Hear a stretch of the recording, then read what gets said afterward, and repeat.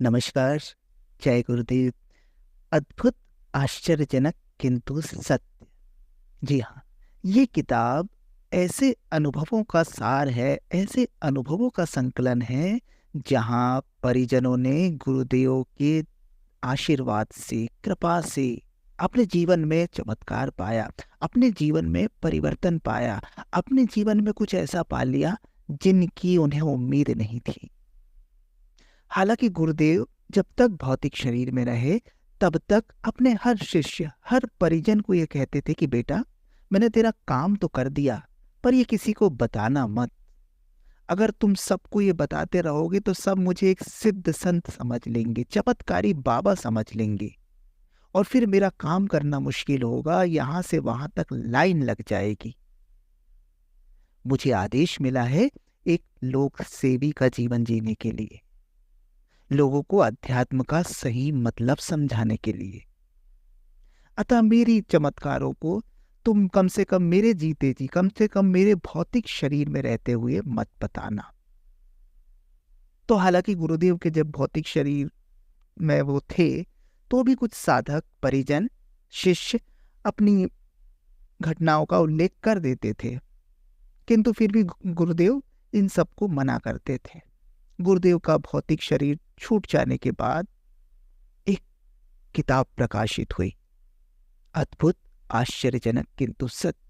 उसमें उन परिजनों की, उन शिष्यों की भाव विभोर कर देने वाली कहानियां हैं, जिसमें उन्होंने गुरुदेव के चमत्कार को साक्षात अनुभव किया। गुरुदेव के भौतिक शरीर छोड़ देने के बाद भी सूक्ष्म जगत से गुरुदेव कैसे काम करते हैं, स्थूल शरीर में रहते हुए गुरुदेव ने कैसे लोगों का जीवन बदला, इन्हीं सब कहानियों का संकलन है इस किताब में। तो इस किताब की श्रृंखला में जो कहानियां आएंगी वो शिष्यों के स्वयं के अनुभव है। हम उनका नाम लेकर यहाँ पर इन कहानियों को पढ़ने का प्रयास करेंगे। इन कहानियों को आपको बताने का उद्देश्य किसी प्रकार के अंधविश्वास या अंधश्रद्धा को बढ़ावा देना नहीं है, बल्कि ये कहानियां आपको बताएंगी कि अगर अपने गुरु में, अपने आराध्य में, अपने इष्ट में एक निष्ठ हैं हम, समर्पित हैं हम, श्रद्धावान हैं हम, तो निश्चित रूप से हमारे जीवन में भी चमत्कार हो सकते हैं।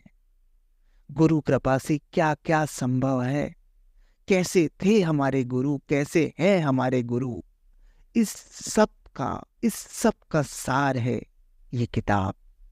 तो इस किताब की एक एक कहानियां एक एक वीडियो के माध्यम से आपके सामने हम प्रस्तुत कर रहे हैं। आप भी इनका आनंद लें और अपने जीवन में अपने आराध्य, अपने इष्ट के प्रति समर्पण भाव लाएं। समर्पण से चमत्कार घटित हो सकते हैं। तो शुरू करते हैं।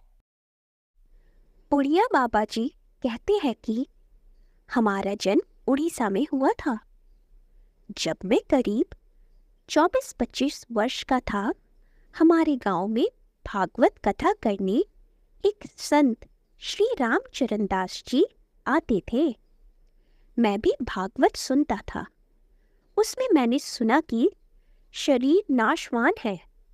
यह सुनकर मन में आता रहता था, यदि शरीर नाशवान है तो इसे रख कर क्या करूंगा।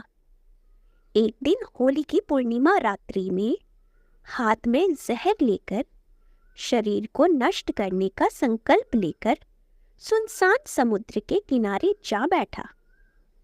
जैसे ही जहर खाने यानी पीने का प्रयास किया तो मेरे हाथ में झटका सा लगा। विष पात्र हाथ से छूटकर गिर गया।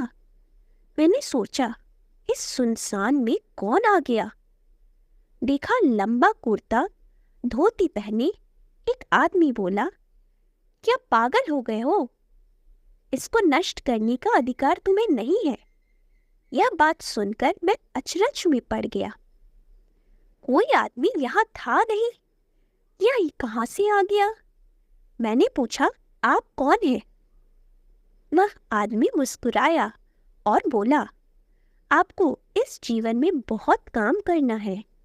जीवन को ऐसे नष्ट करने के लिए तुम्हारा जन्म नहीं हुआ है। यह बात बोलकर वह आदमी धीरे धीरे समुद्र के अंदर जाने लगा। जल में उसके पैर जमीन में चलने की तरह पड़ रहे थे। मैंने भी पानी में उतरकर पकड़ने का प्रयास किया, लेकिन कुछ दूर जाकर मैं समुद्र की लहर में डूब गया और बेहोश अवस्था में समुद्र के किनारे आ गया। ईश्वर कृपा से जब मुझे होश आया तब चारों तरफ से मछुआरे घेर खड़े थे। मुझे अनुभव हो रहा था कि वह कोई साधारण व्यक्ति नहीं था। मछुआरों को जब मैंने अपना परिचय दिया तो उन्होंने मुझे घर पहुंचा दिया। जब रामचरण दास जी उर्फ मौनी बाबा फिर से गांव में भागवत कथा करने आए तो उन्होंने मुझे बुलवाया। फिर मैंने उनसे दीक्षा भी ले ली। करीब 2 वर्ष बाद मैं जगन्नाथपुरी रथ यात्रा देखने गया था। उसी भीड़ में फिर मेरी मुलाकात मौनी बाबा से हो गई।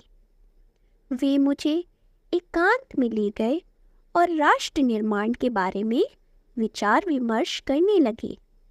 उन्होंने कहा, आपको मत जी के पास जाना है, वे हरिद्वार में हैं। गायत्री के बारे में, राष्ट्र निर्माण के बारे में समझाते हैं। वर्ष 1996 में पहली बार गायत्री तीर्थ शांति कुंज हरिद्वार आया। गुरुजी के बारे में बाबा जी से सुन रखा था। मैं 2 घंटे शांति कुंज का दर्शन करता रहा। अचानक मुझे स्मरण हो आया, जहर पीने का प्रयास करते समय जिस व्यक्ति को मैंने देखा था वही स्वरूप आचार्य श्री राम शर्मा जी के चित्र में पाया। मैं बार बार सोचने लगा कि इन्होंने ही मेरे प्राण की रक्षा की है। इस शरीर से वे क्या कार्य करवाएंगे वही जाने। मैं गौ रक्षा समिति में 1997 में काम कर रहा था। उड़ीसा से बिहार प्रांत में आया। मैं चकाई में गौ रक्षा हेतु कार्य करने लगा। उसमें गायत्री परिवार के परिजन भी शामिल हो गए। धीरे धीरे संपर्क बढ़ता गया। 2001 में ट्रस्ट का गठन हुआ। अब चकाई में गौशाला निर्माण, प्राकृतिक चिकित्सा के साथ साथ आयुर्वेदिक औषधि के निर्माण के कार्य में लगा हुआ हूँ। मैं गुरु कृपा से इस गायत्री परिवार से जुड़ गया हूँ। परम पूज्य गुरुदेव के विचारों पर चलकर समाज सेवा के कार्य में संलग्न हूँ।